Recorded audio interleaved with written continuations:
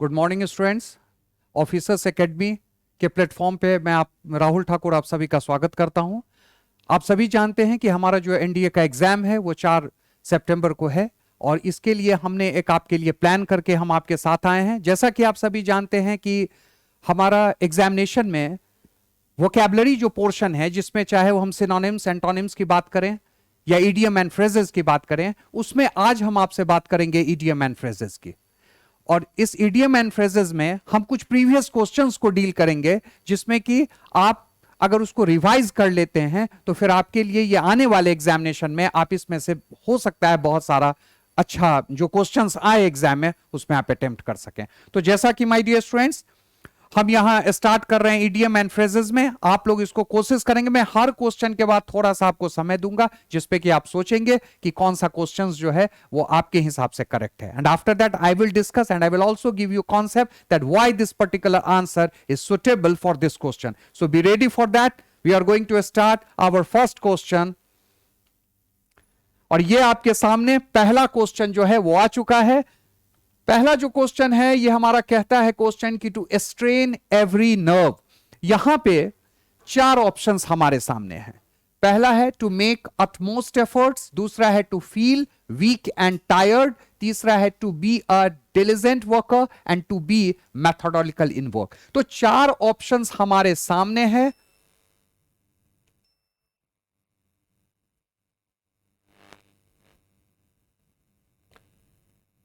चार ऑप्शंस हमारे सामने हैं। तो पहला जो है माय डियर स्टूडेंट्स, ये कह रहा है कि to make utmost efforts. Efforts का मतलब आप जानते हैं, एफर्ट्स का मतलब होता है प्रयास। और ये जो हमारा वर्ड है अटमोस्ट, अटमोस्ट का मतलब होता है अत्यंत। तो इसका कह रहा है टू मेक अटमोस्ट एफर्ट, मतलब किसी चीज को पाने के लिए जब हम बहुत ज्यादा प्रयास करते हैं तो उसे हम कहेंगे टू मेक अटमोस्ट एफर्ट। यहां पे है to feel weak and tired. इसका कहना चाह रहा है कि हम महसूस कर रहे हैं बहुत थका हुआ, बहुत कमजोर। तीसरा कह रहा है to be a diligent worker. Diligent का मतलब मेहनती होता है, तो ऐसा वर्कर जो कि बहुत मेहनती है। और चौथा हमारा है to B methodical in work. तो यहां पे 4 ऑप्शंस हमारे सामने है। थोड़ा आप लोग 1 मिनट सोच लेंगे कि इसका क्या आंसर हो सकता है, तो मैं आपको समय देता हूं।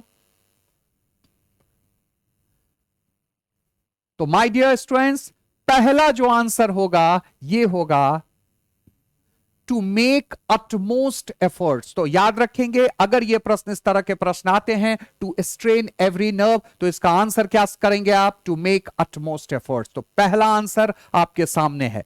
फिर देखते हैं दूसरे प्रश्न की ओर। दूसरा प्रश्न हमारे सामने आप सभी के सामने आ चुका है। प्रश्न है to flog a dead horse.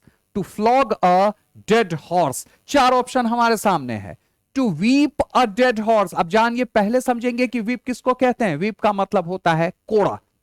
पहले जमाने में राजा महाराजा जो यूज करते थे, जो जो मुजरिम होते थे, वो जब कुछ चुरा लेते थे तो उनको कोड़े से पीटी जाती थी। तो वो एक समय था। तो यहां पे कह रहा है to weep a dead horse, मतलब एक मरे हुए घोड़े को कोड़े से पीटना। दूसरा कह रहा है attempt to do this impossible. Attempt to do the impossible. Impossible का मतलब जानते हैं, कोई कठिन कार्य है उसको कोशिश करना।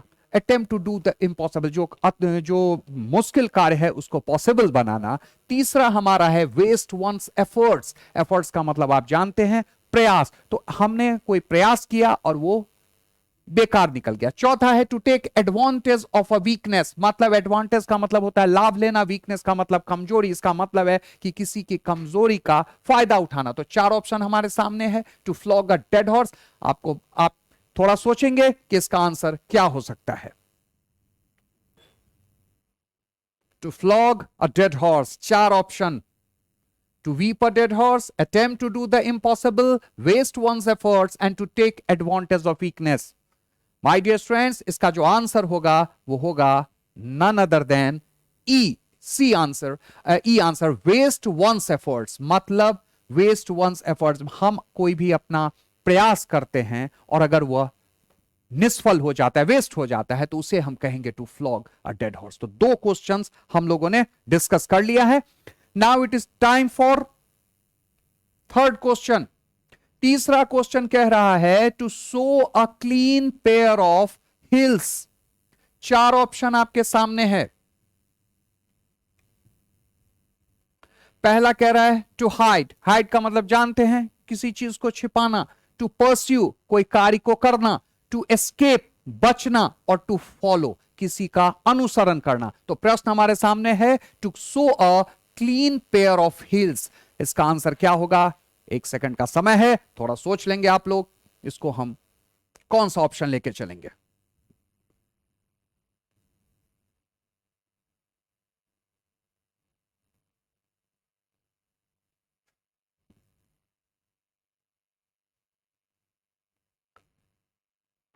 माय डियर स्टूडेंट्स, इसका आंसर होगा टू एस्केप, बचना। तो यहां पे to show a clean pair of heels का मतलब होगा टू एस्केप, मतलब बच के निकल जाना। तो 3 प्रश्न हम लोगों ने डिस्कस कर लिया है, आप ध्यान से देख लेंगे। और अब हम बढ़ेंगे नेक्स्ट क्वेश्चन। नेक्स्ट क्वेश्चन आपकी स्क्रीन के सामने है, टू डाई इन हार्नेस।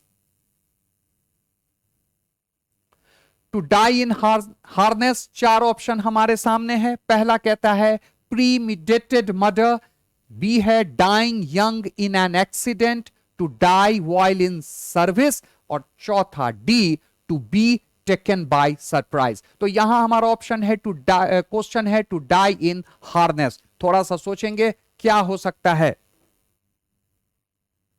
ये जो आपका वर्ड है प्रीडिमिटेड, ये वर्ड इसलिए थोड़ा सा आप जान लेंगे कि हो सकता है इसमें से आपका सिनोनिम्स आ जाए। तो इसका मतलब होता है कि कोई भी जो हम अपराध की योजना बनाते हैं उसे हम कहते हैं प्रीमिडेटेड। और यहां पे आपका सामने में लिखा हुआ है मर्डर, तो एक मर्डर की जो कोई योजना बनेगी उसके साथ हम इसको यूज करेंगे प्रीमिडेटेड मर्डर। दूसरा ऑप्शन है dying young in an accident, मतलब एक्सीडेंट का मतलब जानते हैं दुर्घटना होती है, और इसमें डाइंग मृत्यु हो गई, एक यंग की, एक जवान लड़के की मृत्यु हो गई एक्सीडेंट में। तीसरा हमारा ऑप्शन है to die while in service, इसका मतलब होता है नौकरी के दौरान किसी की मृत्यु हो जाना। और चौथा हमारा कहता है to be taken by surprise, आश्चर्यचकित। तो यहां हमारा जो क्वेश्चन है to die in harness, 4 option आपके सामने है। आप थोड़ा सा इसमें बारे में सोचेंगे कि कौन सा इसका करेक्ट आंसर हो सकता है। माय डियर स्टूडेंट्स, कोशिश करिए चौथे नंबर के क्वेश्चन को।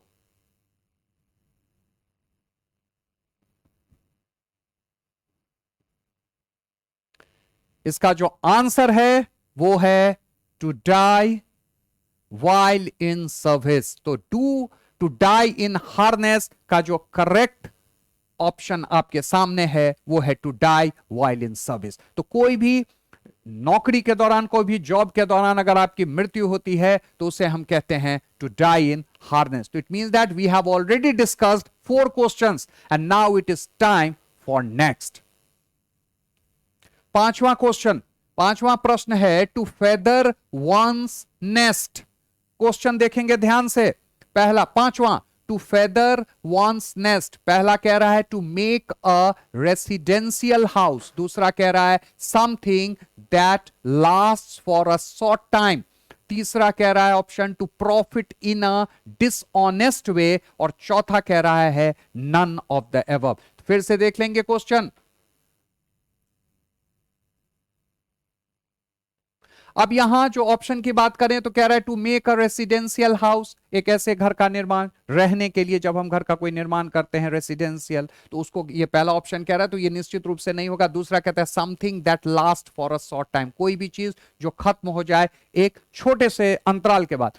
तीसरा कह रहा है to profit in a dishonest way, मतलब गलत तरीके से, ऑनेस्ट मतलब ईमानदारी, डिसऑनेस्ट बेईमानी, तो बेईमानी तरीके से अगर हमने कोई प्रॉफिट का रास्ता अपनाया है तो ये होगा सी, और चौथा होगा नन ऑफ द अबव। तो टू फेदर वंस नेस्ट, आपके हिसाब से कौन सा आंसर होगा माय डियर स्टूडेंट्स?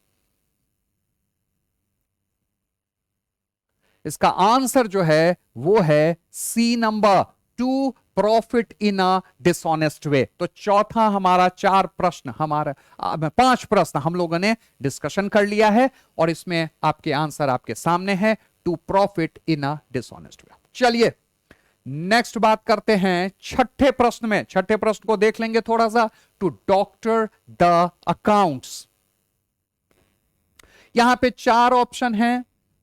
पहला कह रहा है to make changes in account books, दूसरा हमारा है to clear the doctor's bill, तीसरा कह रहा है to verify the accounts in detail, और चौथा कह रहा है टू मैनिपुलेट द अकाउंट्स। तो यहां चार ऑप्शंस आपके सामने है। ये जो क्वेश्चन है मेरे प्रिय स्टूडेंट्स, ये कई बार एग्जाम में आया है, डिफेंस के एग्जामिनेशन में कई बार ये पूछा है, सीडीएस हो, एक्सवाई में भी पूछ चुका है, एनडीए में भी आ सकता है। तो आप थोड़ा सा इसको ध्यान से देख लेंगे। टू डॉक्टर द अकाउंट्स, तो चार ऑप्शन है। To make changes in account books, अब यहां जो पहला कह रहे हैं to make changes in account book, account book जो होता है जिसको हम बही खाता कहते हैं, उसमें परिवर्तन करना, कुछ बदलाव करना। दूसरा कह रहा है to clear the doctor's bill, doctor की जो बिल है उसमें उसको क्लियर करना। तीसरा कह रहा है to verify the accounts in detail, verify का मतलब जांचना, द अकाउंट्स इन डिटेल मतलब कोई भी जो अकाउंट्स है उसके डिटेल की जांच करना। And fourth one two manipulate the accounts. तो चार प्रश्न।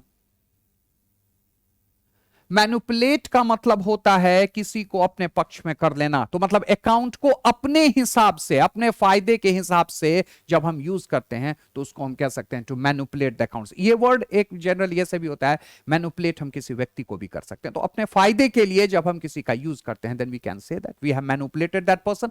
तो यहां पे चार ऑप्शन है टू डॉक्टर द अकाउंट्स, और हमारा जो आंसर है वो डी नंबर है, टू मैनिपुलेट द अकाउंट्स। तो हमने 6 प्रश्न हमने डिस्कशन कर लिया, 6 प्रश्न के आंसर आपके सामने हैं। अब आते हैं नेक्स्ट प्रश्न की तरफ।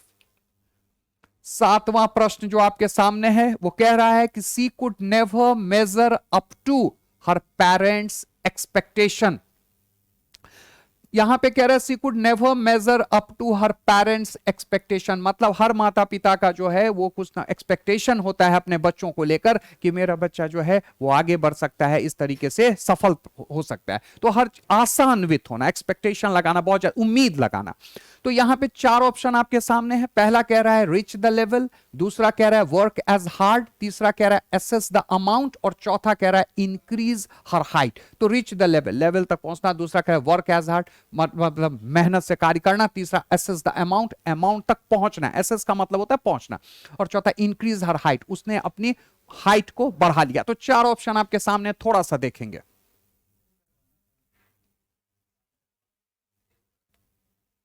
चलिए फिर से question, she could never measure up to her parents expectations.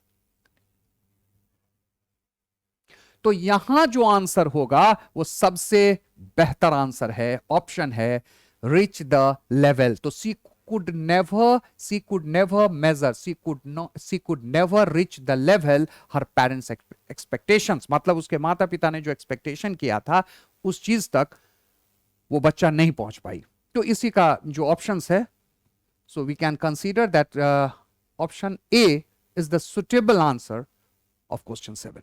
Now it is time to discuss another question. फिर आगे बढ़ते हैं नए प्रश्न की ओर, और नया जो प्रश्न है वो आपके सामने है। प्रश्न है the little girl with her flawless performance stole the show. पहला है stole something from the show, crept into the show, won everybody's praise, and fourth one disappeared from the show। तो चार ऑप्शंस आपके सामने। The little girl with her flawless performance stole the show। तो यहां कह रहा है एक छोटी सी बच्ची, the little girl with her flawless performance. Flawless का परफॉर्मेंस का मतलब होता है बेहतरीन परफॉर्मेंस। अगर कोई परफॉर्मेंस, जैसे आपने सपोज दैट आपने कोई गाना सुना अरिजीत सिंह की और उसने आपको मस्मराइज्ड कर दिया, अब तो उनका जो परफॉर्मेंस हुआ, मस्मराइज्ड आप हुए मतलब आप उसमें डूब गए, क्योंकि उनका जो परफॉर्मेंस था वो फ्लॉलेस परफॉर्मेंस था, मतलब बेहतरीन परफॉर्मेंस। तो यहां कह रहा है कि एक छोटी सी बच्ची ने अपने बेहतरीन परफॉर्मेंस से stall the show, stall the show किया। तो यहां पे क्या हो सकता है, ध्यान से देंगे। Stole something from the show, किसी शो से कुछ चीजें चुरा लेना। क्रिप्ट इनटू द शो, ये ऑप्शन देखिएगा, क्रिप्ट इनटू द शो, चुपके से खिसक जाना। Stole something from the show, अपने शो से कुछ चुराना। क्रिप्ट इनटू द शो मतलब चुपके से खिसक जाना। तीसरा है वोन एवरीबॉडीज प्रेज, सबकी प्रशंसा को जीत लेना। तो I think that this is most suitable option for this question. तो यहां पे वोन एवरीबॉडीज प्रेज, ये हमारा आंसर होगा 8वें प्रश्न का। तो इस तरीके से हम लोगों ने 8 प्रश्न को कंप्लीट कर लिया है। अब आएंगे नेक्स्ट प्रश्न की तरफ। 9 question, the thief was on good terms with the police. अब यहां कह रहा है कि the thief was on good terms with the police. 4 option, kept terms and condition, kept terms and condition, B है was friendly, followed the rules, agreed with them। तो यहां sentence को अगर आप देखेंगे ना तो आपको थोड़ा सा इंडिकेशन मिल जाएगा, इंडिकेशन आपको बता देगा ये कहना क्या चाह रहा है। कह रहा है कि the thief was on good terms with the police, मतलब जो चोर था उसका अच्छा टर्म था किसके साथ, पुलिस के साथ। तो यहां 4 ऑप्शंस है, keep terms and conditions, was friendly, followed the rules, agreed with them. 4 options, सोचेंगे कौन सा ऑप्शन हो सकता है क्वेश्चन नंबर 9 का। यह बहुत आसान है, आप लोगों ने चुटकी में बना दिया होगा। करेक्ट बी होगा, वाज फ्रेंडली। तो यहां है हमारा the thief was on good terms with the police, मतलब चोर जो था उसका बहुत अच्छा, वाज फ्रेंडली, बहुत अच्छा रिलेशन था किसके साथ, पुलिस के साथ। तो इस तरीके से 9 प्रश्न, 9 क्वेश्चंस कंप्लीट कर चुके हैं। आगे बढ़ते हैं मेरे प्रिय स्टूडेंट्स। 10वां प्रश्न, John's offer of help was turn down by the police. Question है, John's offer of help was turn down by the police. 4 option दिया है, ए में है सेंट बैक, बी में है ट्विस्टेड अराउंड, सी में है रिफ्यूज्ड और डी में है हैंडेड ओवर। तो John's offer of help was turn down by the police, मतलब जॉन ने एक ऑफर दिया ऑफ हेल्प, मदद के लिए, किसको, John's offer of help was turn down by the police, किसको दिया, पुलिस को दिया, लेकिन पुलिस ने उसको टर्न डाउन कर दिया। तो क्या हो सकता है, सेंट बैक, वापस भेज दिया, ट्विस्टेड अराउंड, घुमा दिया, रिफ्यूज्ड, मना कर दिया और हैंडेड ओवर। देखेंगे इसके 4 ऑप्शंस में, सोचेंगे क्या हो सकता है। तो इसका जो सुटेबल आंसर है वो है कि John's offer of help was turn down by the police, और इसका आंसर होगा रिफ्यूज्ड। तो इसका आंसर जो है वो रिफ्यूज्ड है। तो इस तरीके से 4 प्रश्न हैं आपके सामने और सी नंबर जो है वो हो चुका है। तो इसी तरीके से 10 प्रश्न बहुत आसानी से आप लोगों ने कर लिया। मैं जानता हूं कि आप लोग बहुत समझदार हैं और आपके सामने ये प्रश्न कोई महत्व नहीं रखता। चलिए नेक्स्ट प्रश्न को देखते हैं। 11वां प्रश्न, to be all at sea. 11वां प्रश्न है आपके सामने, कई बार पूछा है ये question, to be all at sea. 4 option है वॉइस। पहला है अ फैमिली वॉइस, दूसरा है लॉस्ट एंड कंफ्यूज्ड, खो गया और कंफ्यूज है, in the middle of the ocean, ocean के बीच में, और अ स्ट्रिंग ऑफ आइलैंड्स। तो 4 ऑप्शन है टू बी ऑल एट सी। क्या हो सकता है, 4 ऑप्शन, 4 प्रश्न, 11वें प्रश्न के 4 ऑप्शंस। आप सोचेंगे क्या हो सकता है, families voice, lost and confused, in the middle of the ocean, string of islands. तो यहां पे जो आंसर बन रहा है वो बन रहा है लॉस्ट एंड कंफ्यूज्ड। तो इसका मतलब होगा, इस मुहावरे का मतलब होगा लॉस्ट, खो गया, और कंफ्यूज्ड है। तो हमारा 11 प्रश्न और इसके आंसर्स लॉस्ट एंड कंफ्यूज्ड। चलिए next question, to take to one's heels. प्रश्न आ गया आपके सामने में, देख लेंगे प्रश्न को। प्रश्न कह रहा है to take to one's heels. 4 option की बात कर रहा है, to walk slowly, to run away, to march forward, to hop and jump. तो 4 ऑप्शन देख लेंगे थोड़ा सा प्रश्न को। To take to one's heels, to walk slowly, to run away, to march forward and to hop and jump. ध्यान से देखेंगे, बनाने की कोशिश करेंगे। बहुत ही आसान प्रश्न है। To take to one's heels, to walk slowly, धीरे धीरे चलना, टू रन अवे, भाग जाना, टू मार्च फॉरवर्ड, आगे की तरफ बढ़ना, और to hop and jump. Hop का मतलब होता है छलांग, तो छलांग और जंप, कूदना। तो यहां पे to take to one's heels, 4 options ध्यान से देखेंगे क्या हो सकता है, और इसका जो आंसर है वो है टू रन अवे। तो to take to one's heels का आंसर होगा टू रन अवे, मतलब भाग जाना, कुछ कार्य किया कुछ, और उसके बाद वो भाग गया। तो यहां पे 12th प्रश्न, ऑप्शंस टू रन अवे। तो यहां हमने 12 प्रश्न को कंप्लीट कर लिया है और अब हम आगे की तरफ बढ़ेंगे। 13वां प्रश्न है to bite the dust, to bite the dust. यहां पे पहला कह रहा है कि eat voraciously, have nothing to eat, eat roots, and D जो ऑप्शन है वो कह रहा है टू फेल।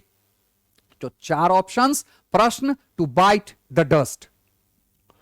क्या हो सकता है?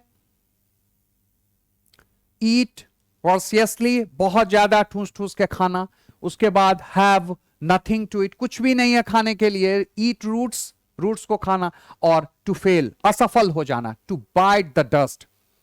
क्या रखेंगे? 13 नंबर, क्वेश्चन नंबर 13, और यहां जो हमारा है दैट इज टू फेल। किसी चीज को पाने में हम असफल हो गए तो उसके लिए जो हमारा ऑप्शन होगा टू बाइट द डस्ट, इसके लिए होगा to fail. So we have already completed 13 question, और संभावना है, आशा है कि इसमें से अगर प्रश्न आपको आ जाते हैं तो आप निश्चित रूप से इसमें सॉल्व करेंगे, और आने की संभावना है भी। तो अब बात करेंगे नेक्स्ट प्रश्न की। A bolt from the blue, बहुत बार आया है यह प्रश्न, a bolt from the blue. 4 options, पहला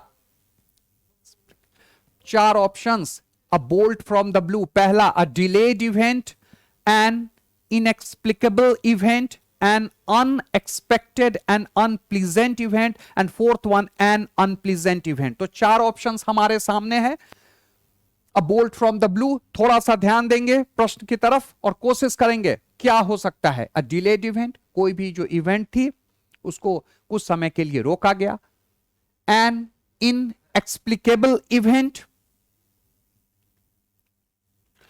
ऐसी इवेंट जिसकी व्याख्या ना की जा सके। ए डिलेड इवेंट, ऐसी इवेंट जिसको कुछ समय के लिए रोक दिया गया। दूसरा एन इनएक्सप्लिकेबल इवेंट, मतलब ऐसी इवेंट जिसको कुछ समय के लिए रोक दिया गया। Third one N unexpected, unexpected का मतलब होता है जो हमने एक्सपेक्ट ना किया हो, ठीक है। एंड अनप्लीजेंट इवेंट, अनप्लीजेंट का मतलब जो इवेंट जो हो वो बेहतर ना हो, जो अच्छा ना हो, और एन अनप्लीजेंट इवेंट, और यहां भी वही आ चुका है। तो 4 ऑप्शंस, प्रश्न आपके सामने है। अ बोल्ट फ्रॉम द ब्लू क्या हो सकता है?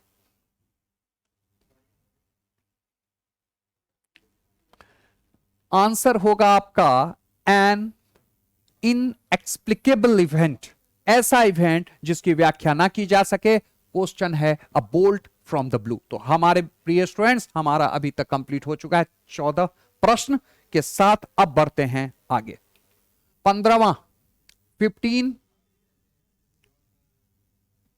15 जो प्रश्न है वो है कोल्ड कंफर्ट। अब यहां पे 4 ऑप्शन है। पहला है एब्सर्डिटी, दूसरा है डिसेप्शन, तीसरा स्लाइट सेटिस्फैक्शन, और फुलिस्ट प्रपोजल। तो 4 ऑप्शन आपके सामने। पहले आप सोचेंगे थोड़ा सा कोल्ड कंफर्ट का क्या हो सकता है आंसर।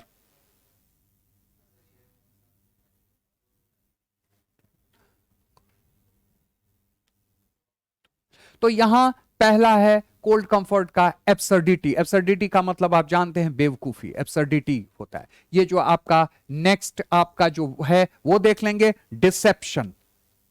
डिसेप्शन का मतलब होता है किसी को धोखा देना, चीट करना। तो यहां पहला जो एब्सर्डिटी, बेवकूफी, डिसेप्शन, धोखा देना। स्लाइट सेटिस्फैक्शन, स्लाइट सेटिस्फैक्शन का मतलब संतुष्टि, और स्लाइट मतलब हल्का। और फुलिश प्रपोजल, कोई आपने प्रपोजल दिया और वो बेवकूफ वाला प्रपोजल था। तो 4 ऑप्शन आपके सामने है। कोल्ड कंफर्ट, एक बार सोच लेंगे क्या हो सकता है आंसर। आंसर जो है वो है स्लाइट सेटिस्फैक्शन। तो हमारा 15वां प्रश्न cold comfort, answer slight satisfaction. तो ये हमारा ऑप्शन हो गया। चलिए नेक्स्ट प्रश्न की ओर। द रेप्यूटेड कंपनी, अब यहां देखेंगे the reputed company is in the red, is in the red due to the recession। the reputed company, एक बहुत रेप्यूटेड प्रसिद्ध कंपनी थी जो रिसेशन में इन द रेड हुई। क्यों? क्योंकि ड्यू टू द रिसेशन। तो यहां चार ऑप्शन है, making money, losing money, in danger, spending money. तो यहां पे चार ऑप्शंस, आप एक बार प्रश्न फिर से खुद पढ़ लेंगे। प्रश्न कह रहा है the reputed company is in the red due to the recession. चार ऑप्शंस आपके सामने है, मेकिंग मनी, मेकिंग मनी का मतलब पैसा बनाना। अब यहां कह रहा है the reputed company is in due to the recession. अब आगे में तो देख रहे हैं कि रिसेशन है, ठीक है, रिसेशन जानते ही आप। तो किसी भी इकोनॉमी के लिए रिसेशन जो है वो बहुत निगेटिव एस्पेक्ट है। तो यहां पे चार ऑप्शंस, मेकिंग मनी, पैसा बनाना, तो रिसेशन में कोई पैसा क्या बनाएगा, लॉसिंग मनी, पैसा खो देना, इन डेंजर, खतरे में, और स्पेंडिंग मनी, खर्च कर रहा है। तो क्या हो सकता है, रिसेशन है और एक रेप्यूटेड कंपनी के सामने ये है। तो आप सोचेंगे थोड़ा सा क्या हो सकता है, तो हमारा जो आंसर होगा वो होगा in danger. तो the reputed company is in danger due to the recession. recession के कारण एक प्रसिद्ध जो कंपनी थी वो खतरे में आ गई। तो यहां हमारे मेरे प्रिय स्टूडेंट्स 16 प्रश्न खत्म हो चुका है और आगे की तरफ हम लोग बढ़ रहे हैं। और नेक्स्ट जो हमारा प्रश्न है वो आपके सामने है, 17 प्रश्न, 17वां प्रश्न देखेंगे। When the principal was entering the class, all my friends quietly disappeared, leaving me alone to face the music. तो यहां पे यही है सबसे इंपॉर्टेंट कि अब प्रश्न देख लेंगे कि when the principal was entering the class, जब प्रिंसिपल क्लास में आए, all my friends quietly disappeared, जितने भी मेरे दोस्त थे वो सभी गायब हो गए, leaving me alone, मुझे अकेला छोड़ दिया। किसके लिए अकेला छोड़ दिया, face the music। अब यहां चार ऑप्शन है, चार ऑप्शन आपके सामने है, टू लिसन टू हिम, उनको, to enter into the class, to bear the criticism, to listen to a favourable comment. तो 17वां प्रश्न आपके सामने। तो यहां है टू लिसन टू हिम, उनको सुनने के लिए, पहला। दूसरा कह रहा है कि जितने भी मेरे जब प्रिंसिपल क्लास में आए तो जितने भी मेरे मित्र थे, जितने भी मेरे फ्रेंड्स थे, उन्होंने मुझे छोड़ के वो सब चले गए, डिसअपियर्ड हो गए, मतलब गायब हो गए। तो यहां चार ऑप्शन है, टू लिसन टू हिम, और मुझे क्यों छोड़ा, टू फेस द म्यूजिक, क्यों छोड़ा, फेस द म्यूजिक के लिए, और चार ऑप्शन है, टू लिसन टू हिम, उनको सुनने के लिए, दूसरा to enter into the class, class में प्रवेश करने के लिए, तीसरा to bear the criticism, criticism आलोचना, आलोचना को सहन करने के लिए, बियर मतलब सहना, तो आलोचना को सहन करने के लिए, और चौथा to listen to a favourable comment. यहां पे नहीं हो सकता फेवरेबल कमेंट, अगर फेवरेबल कमेंट की बात होगी तो कभी भी मित्र छोड़ के नहीं जाएंगे। तो क्या हो सकता है, आंसर जो है वो एक, आपको कुछ समय के लिए मैं समय दे रहा हूं, एक बार सोच लेंगे क्या हो सकता है। 17 क्वेश्चन जल्दी से, to listen to him, to enter into the class, to bear the criticism, to listen to a favorable comment। तो यहां पे आपका जो आंसर बनेगा वो होगा C number, to bear the criticism। छोड़ दिया मुझे आलोचना के लिए, क्रिटिसिज्म के लिए। चलिए नेक्स्ट प्रश्न। The Kenyan team proved to be the dark horse in the ICC World Cup cricket. Kenyan team ने prove किया to be the dark horse in the ICC World Cup cricket. यहां पे चार option है, a strong intruder, a skilled team, the most powerful and unexpected winner। तो चार options, प्रश्न पढ़ लेंगे थोड़ा ध्यान से।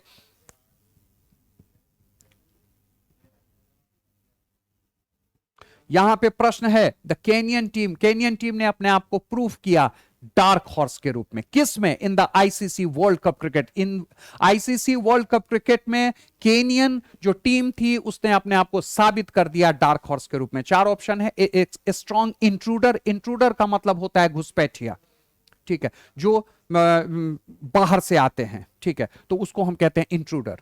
उसके बाद स्किल टीम, एक बहुत ही सशक्त टीम, द मोस्ट पावरफुल, बहुत मजबूत, एंड अनएक्सपेक्टेड विनर, और ऐसा विनर जिसकी आशा नहीं की जा रही थी। तो चार ऑप्शन आपके सामने है, यहां पे देखेंगे, थोड़ा सा अपना प्रयास करेंगे क्वेश्चन को सॉल्व करने का। मैं आपको समय दे रहा हूं। तो यहां पे क्या हो सकता है कि केनियन टीम ने आईसीसी वर्ल्ड कप क्रिकेट में अपने आप को एक डार्क हॉर्स के रूप में प्रस्तुत किया, तो क्या वो एक स्ट्रॉन्ग इंट्रूडर था? ये तो एलिमिनेट रन, ये तो हो ही नहीं सकता है कि एक मजबूत घुसपैठिया था, नहीं, कि ऑलरेडी वो खेल रहा था उसमें।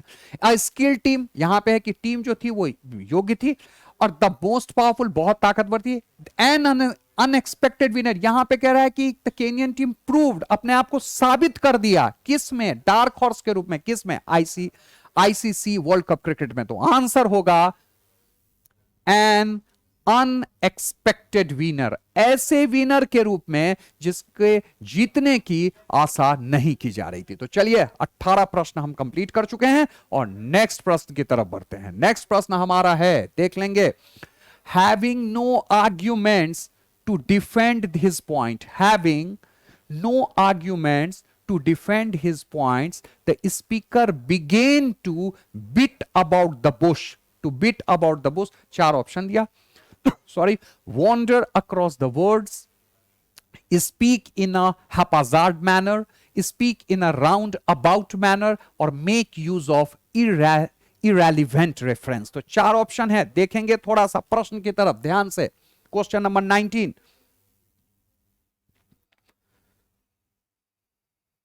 यहां पे कह रहा है कि having no arguments to defend his point, उस अपने पॉइंट को बचाने के लिए उसने कोई भी आर्ग्यूमेंट नहीं किया। The speaker began to, speaker जो था उसने शुरू किया to beat about the Bush.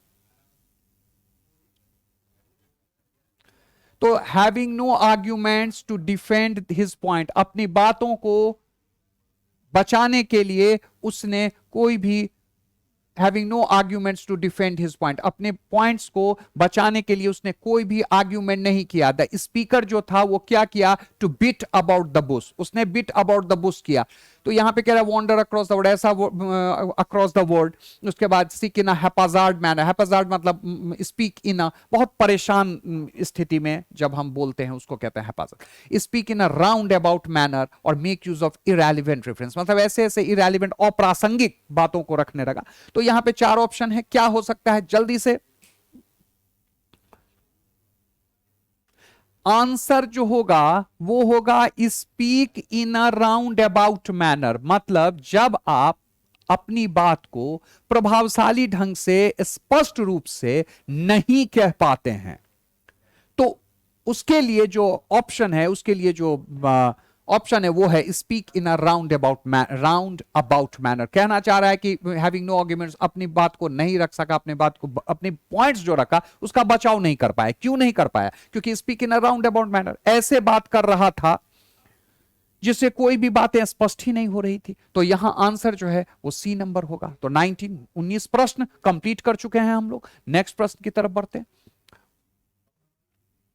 यहां पे कह रहा है कि they were offered 6 months rent, they were offered 6 months rent in lieu of notice to vacate the building. Vacate का मतलब होता है खाली करना, ऑफर्ड का मतलब दिया, रेंट का मतलब किराया जानते हैं, नोटिस टू वैकेट मतलब ऐसा नोटिस कि आप इस बिल्डिंग को खाली कर दें, उसके लिए जो अगर कोई नोटिस आ गई। तो यहां पे क्या क्या ऑप्शन है, इन स्पाइट ऑफ, बावजूद, in place of, despite of और in addition to.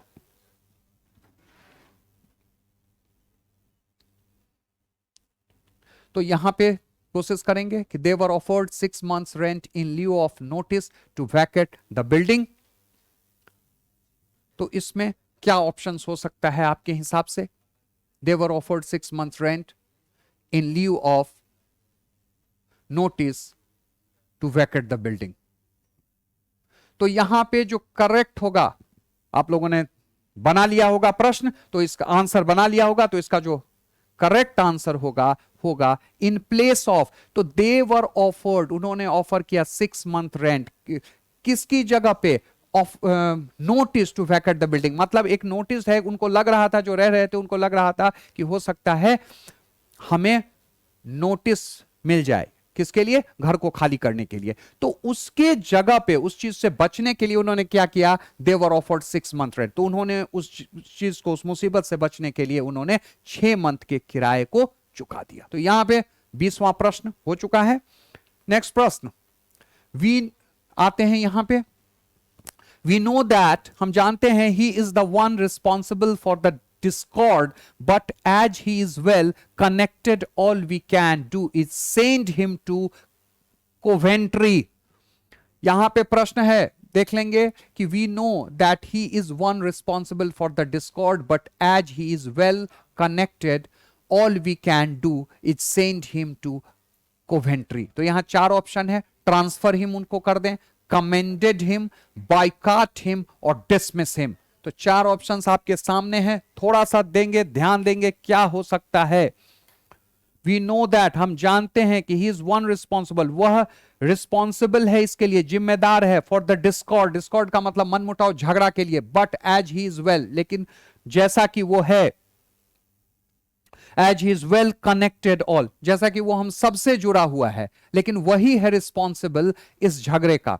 All we can do is, और हमें क्या करना चाहिए, सेंड हिम टू कोवेंट्री, उनका ट्रांसफर करना चाहिए, कमेंट करना चाहिए, कमेंट का मतलब होता है आलोचना करना एक तरह से, बाइकाट हिम या डिसमिस हिम। तो यहां पे आपके हिसाब से 21वां का जो आंसर होगा वो क्या हो सकता है, transfer him, commended him, boycott him. और जब इस विस्तृत अर्थ पे करें, देखिए कमेंट होता है, कमेंट का भी मतलब आलोचना होता है कि किसी ने गलत काम किया तो हमने उसकी कमेंट के उसको हम कमेंडेड किया, उसको आलोचना किया।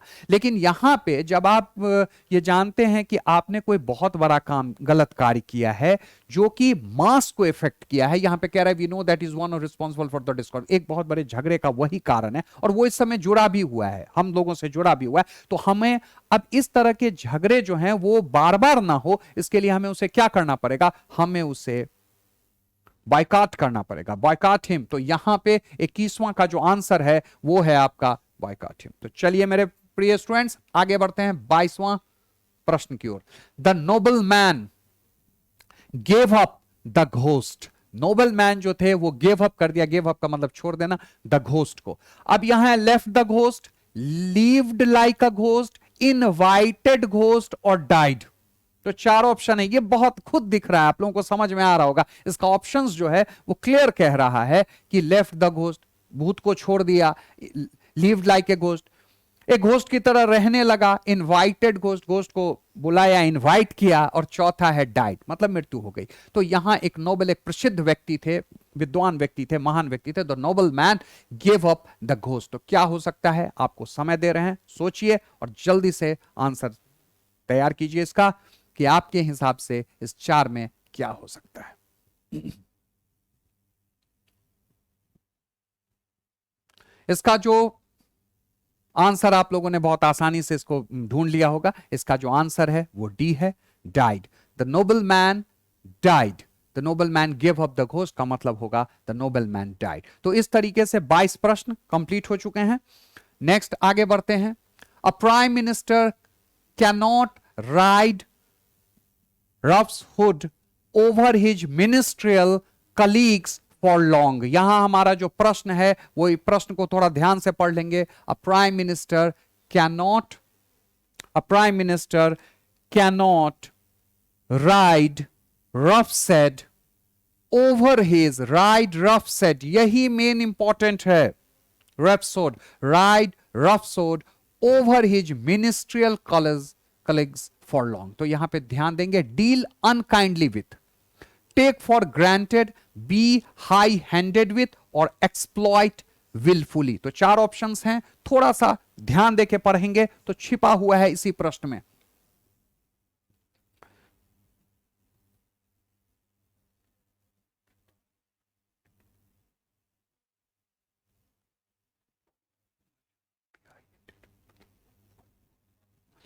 अब यहां प्रश्न को फिर से देखेंगे कि अ prime minister can not ride rough A prime minister cannot ride roughshod over his ministerial colleagues for long। अब आप जानते हैं कि कोई भी देश में प्रधानमंत्री जो हैं और उनके साथ जो उनके सहायक मंत्री हैं, उनका समर्थन लेके, उनके सहयोग से ही हम अपने सत्ता को, हम अपने वर्क टेन्योर को लंबे समय तक बढ़ा सकते हैं। तो यहां पे जो कह रहा है राइट रेफरेंस, ये निगेटिव सेंस में आ रहा है, इस पे होता है कि हुकूमत करना, ठीक है।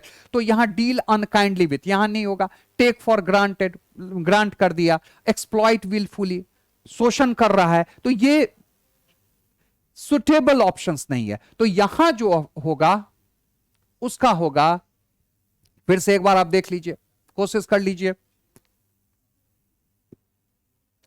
ऑप्शंस होगा बी हाई हैंडेड विथ, मतलब जो प्रधानमंत्री हैं वो हुकूमत नहीं कर सकते किस पर, अपने मिनिस्ट्रियल, अपने मंत्रीगण पे, कलीग्स फॉर लॉन्ग, लंबे समय तक कोई भी प्रधानमंत्री अगर चाहता है कि उसका जो टेन्योर है, कार्य है, वो लंबे समय तक चले, तो उसको अपने सारे मिनिस्टर्स को सहयोगात्मक रूप से लेकर चलना पड़ेगा, ना कि उस पर हुकूमत करनी होगी। तो हुकूमत कुछ समय के लिए हो सकता है लेकिन लंबे समय के लिए नहीं। तो यहां का जो आपका जो ऑप्शंस है, इसका जो आंसर होगा वो होगा बी हाई हैंडेड विथ। चलिए नेक्स्ट क्वेश्चन देखते हैं। He was down in the mouth, देखेंगे question, he was down in the mouth as he was defeated in the elections. यहां पे प्रश्न है आपके सामने, he was down in the mouth as he was defeated in the elections. चार option है, unable to speak, very depressed, very angry and very confuse. तो चार ऑप्शंस, प्रश्न को एक बार पढ़ेंगे और देखेंगे कि क्या हो सकता है। He was down in the mouth as he was defeated in the election, मतलब कोई भी चुनाव लड़ा, इलेक्शन में खड़ा हुआ और उसके बाद अगर उसकी हार हो गई, डिफीटेड का मतलब वो हार गया, तो वो क्या महसूस करेगा। अनेबल टू स्पीक, बोल नहीं पाएगा, वेरी डिप्रेस, बहुत ज्यादा तनाव में चला जाएगा, वेरी एंग्री, बहुत गुस्से में हो जाएगा, और या वेरी कंफ्यूज्ड, कंफ्यूजन की स्थिति में रहेगा, करें क्या ना करें। तो यहां तो रिजल्ट आ चुका है कि वो जो है हार चुका है, तो इसके लिए क्या हो सकता है, जल्दी से आंसर। सही गेस किया आपने, वेरी डिप्रेस्ड, बहुत ज्यादा डिप्रेशन में है कि अब उनके जो आसपास के लोग हैं, उनके जो पार्टी के जो नेता हैं या मीडिया है, उसके सामने क्या कहेंगे, तो वो डिप्रेशन में चले गए। तो यहां पे he was very depressed as he was defeated in the election, वो बहुत ज्यादा डिप्रेशन में चले गए जब वो इलेक्शन हार गए। तो यहां 24 प्रश्न बहुत आराम से बनाते आप लोग जा रहे हैं। अब नेक्स्ट प्रश्न की तरफ बढ़ते हैं, 25वां।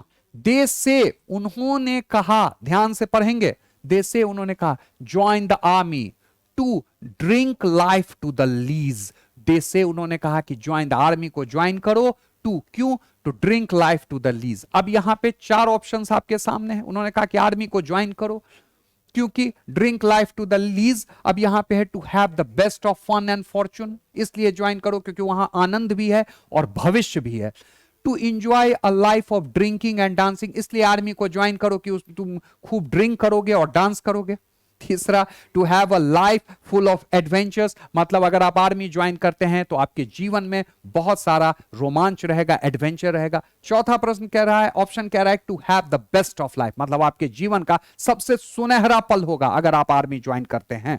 तो अब आप सोचेंगे कि अब जल्दी से थोड़ा सा आपको समय देंगे हम सोचने के लिए कि उन्होंने कहा कि आपको आर्मी ज्वाइन करनी चाहिए, क्यों ज्वाइन करनी चाहिए,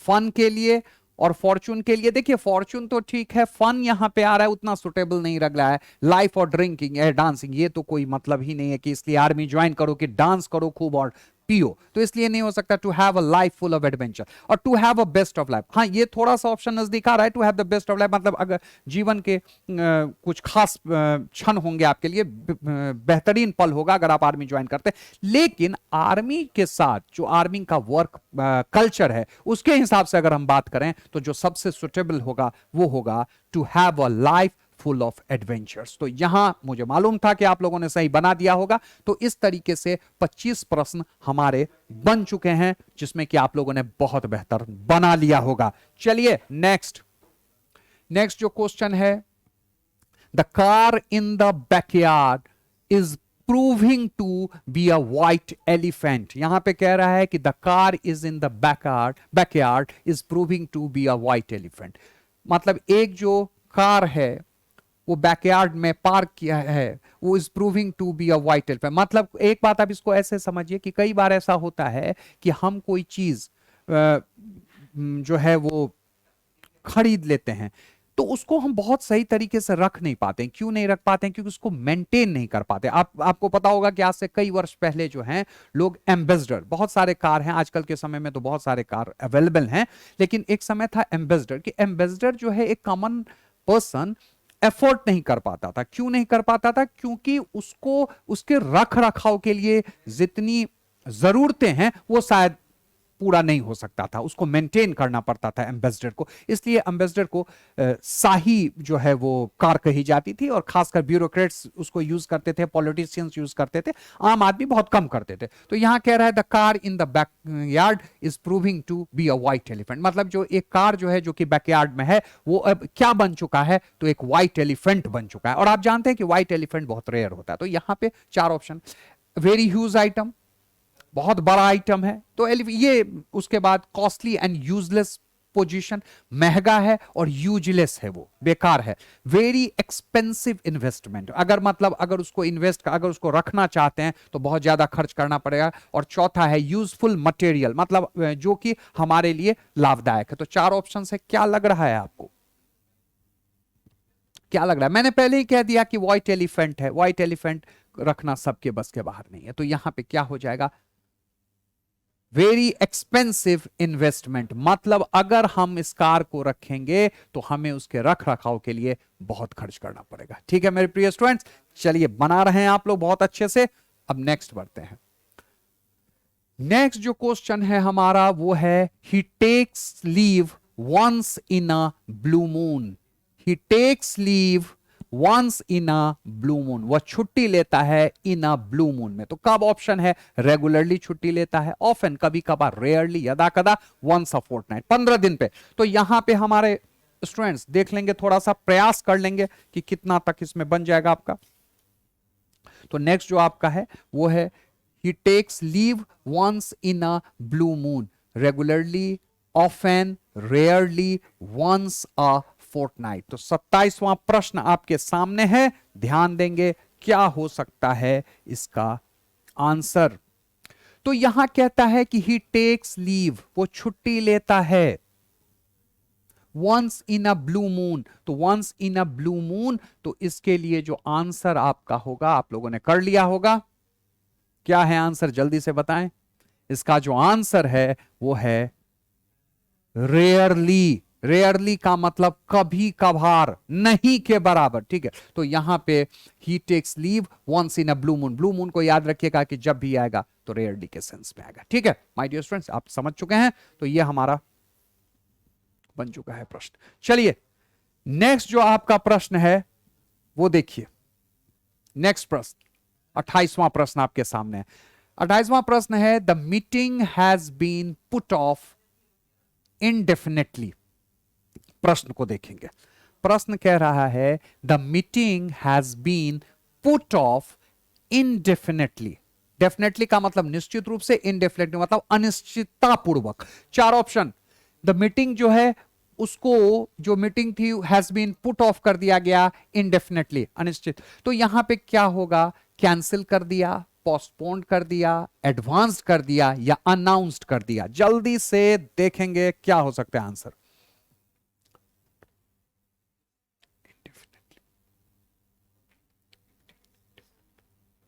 तो यहां पे है the meeting has been put of.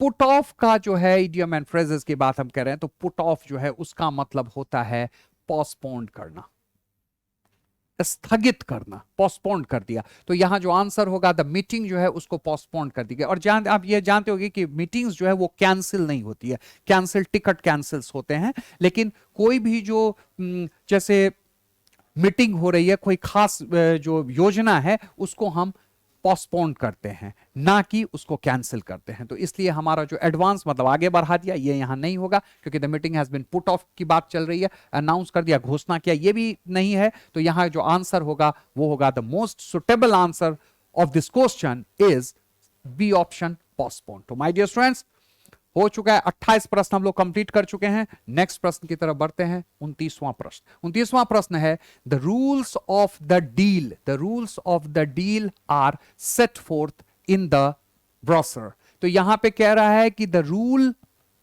Rules of the deal, जो भी डील सौदा का जो नियम था, are set forth in the brochure, brochure में स्पष्ट रूप से है। तो यहां पे चार है, स्टेटेड है, एक्सेप्टेड है, कॉन्ट्राडिक्टेड है या प्रिंटेड है। ध्यान से सोच लेंगे, the rules of the deal, जो भी योजना, डील जब हम करते हैं तो उसके, जब हम किसी के साथ डील करते हैं या बड़ी बड़ी कंपनियां डील करती हैं तो कोई ना कोई एक निश्चित रूप से कुछ उसके नियम होते हैं, ठीक है। तो और जब दो कंपनियां हैं या कोई भी जब डील करता है तो वो नियम होती है, और वो नियम जो है वो ब्रोशर में लिखित होता है, ठीक है। तो यहां पे क्या कह रहा है कि इसमें the rules of the deals are set forth in the brochure, brochure में डील के जो सौदे के जो नियम थे वो ब्रोशर में सेट फोर्थ थे। अब सेट फोर्थ का क्या ऑप्शन हो सकता है? स्टेटेड, स्टेटेड मतलब स्पष्ट रूप से कहा गया था, एक्सेप्टेड स्वीकार कर लिया गया था, कॉन्ट्राडिक्टेड विवादित था, और प्रिंटेड। तो यहां पे जनरली जो है प्रिंट जो होता है वो आपको, कुछ स्टूडेंट्स को लगता होगा कि ब्रोशर में जो रूल्स हैं वो प्रिंटेड हैं, लेकिन वो यहां पे सुटेबल नहीं है। We can print anything but the most important it is related to the rules of the deal, so we can go with the stated. तो यहां पे जो आंसर होगा वो होगा स्टेटेड, स्पष्ट रूप से कही गई है। तो यहां पे 29 प्रश्न बन चुके हैं हमारे। नेक्स्ट प्रश्न 30वां प्रश्न है हमारा, she bought her new house for a song, उसने एक घर खरीदा, उसने एक नया घर खरीदा फॉर अ सॉन्ग, ठीक है। तो यहां पे 4 ऑप्शन, वेरी चीपली बहुत सस्ता, ऑन लोन पे लिया, एट अ लॉस, और वेरी इजीली। तो 4 ऑप्शंस हैं। सी बॉट हर न्यू हाउस, उसने घर खरीदा फॉर अ सॉन्ग। 4 ऑप्शंस जल्दी से बताएंगे क्या हो सकता है।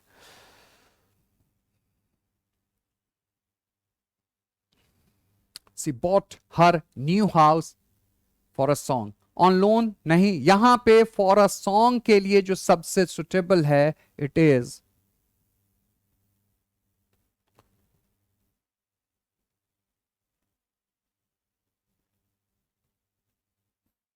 Very cheaply. तो यहां पे she bought her new house for a song के लिए जो आंसर सुटेबल है वो है वेरी चीपली। तो इस तरीके से हमने 30 इडियम्स एंड फ्रेजेस को डिस्कस किया जो कि डिफरेंट कॉम्पिटेटिव एग्जाम्स में आ चुके थे।